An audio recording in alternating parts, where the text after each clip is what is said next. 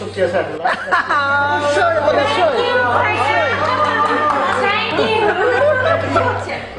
এই লাস্ট গানটা সে কখনই গাইতে চায় না, আসলে তাকে রিকোয়েস্ট করবো গানটা গাওয়ার জন্য। It is true for each and every one of আস।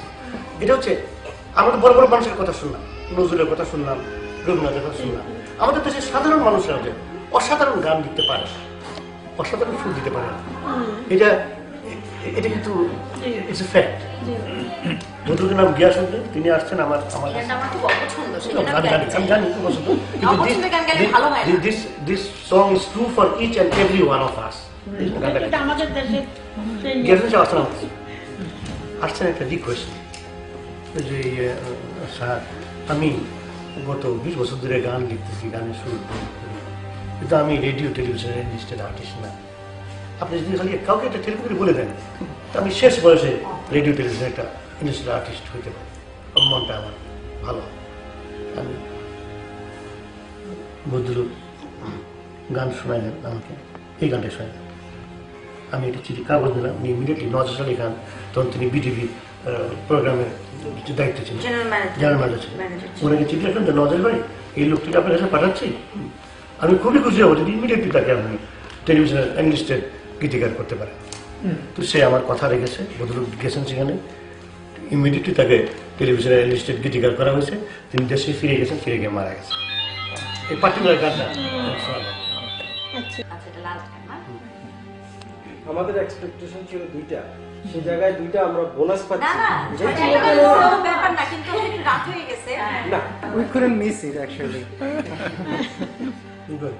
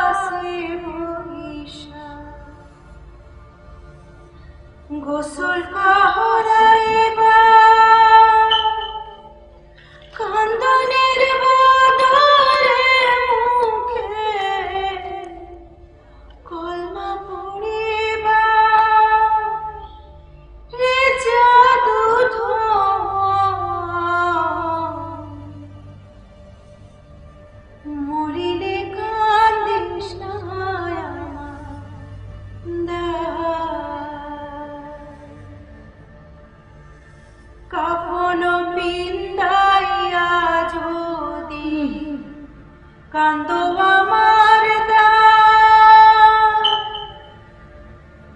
মসজিদে বসে আরে কান্দো আল্লাহর দরগাহে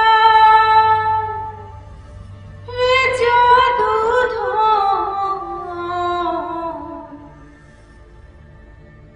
মরিলে কান্দিস না আমার দায়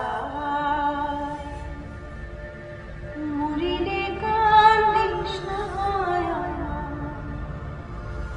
দায়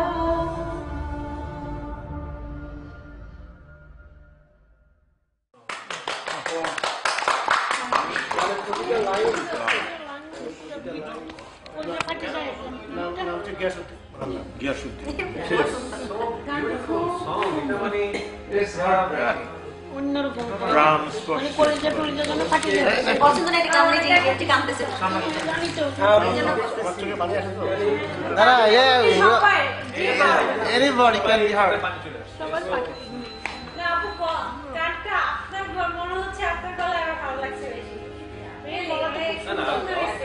আর পরিবেশটা গানের জন্য তৈরি পরিবেশ সবাই মানে এটা সংস্কৃতি মানে পরিবার তো এরা সিনেমা গান টান নিয়ে হ্যাঁ আমি না আসলে সচরাচর গান গাইতে চাই না কখন জানেন দেখা যায় যে সবাই গান শুনতে ইন্টারেস্টেড থাকে না এখন গান হচ্ছে এর মধ্যে একজনের বারবার হয়তো বা টেক্সট মেসেজ আসতেছে সে বারবার টিপাটিপি করছে তখন আমার না এটা ঠিক না আমি জানি সবাই তো একরকম হবে না আর না আমি চোখ বন্ধ করে এই জন্য আমার মাঝে মাঝে মানে খুব চলে যায় আনইজি লাগে সরি আমার এটা এখানে সেই আরামটা আছে গান এখানে সবাই সমস্ত সবাই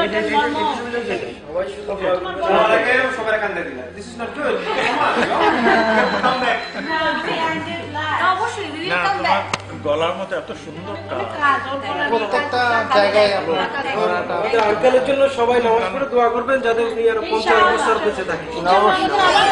আরো 50 বছর এটা মিনিমাম যে 50 বছর আগামী 50 বছর বাঁচলে আমাদের সারা জীবন পাবো নাকি।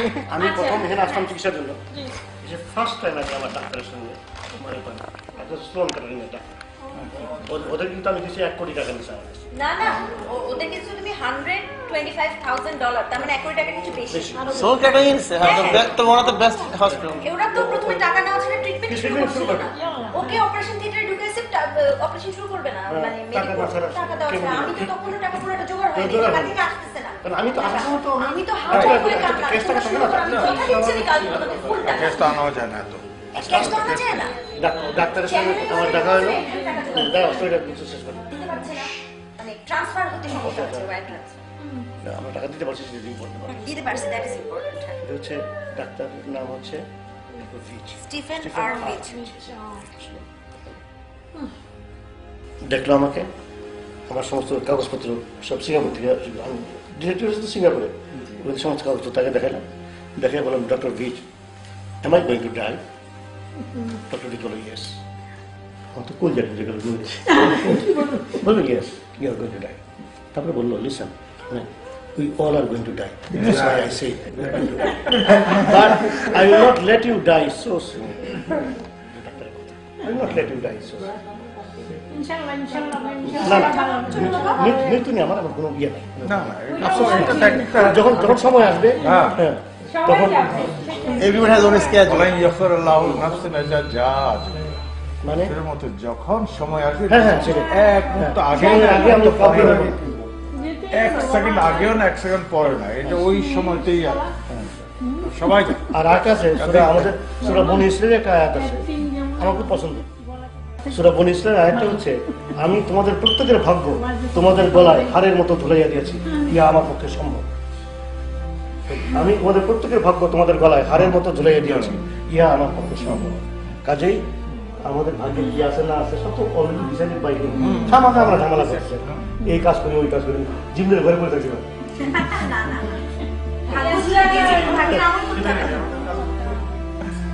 এখন তোমাকে খাবার দিছে খাবারের মানে আমাদের অন্য যিনি বলে খাবার যোগানদাতা রিজিক আল্লাহর হাতে, তাইলে আমরা ঘরে বসে থাকি, আমাদের কিছু কিছু না, করার নাই।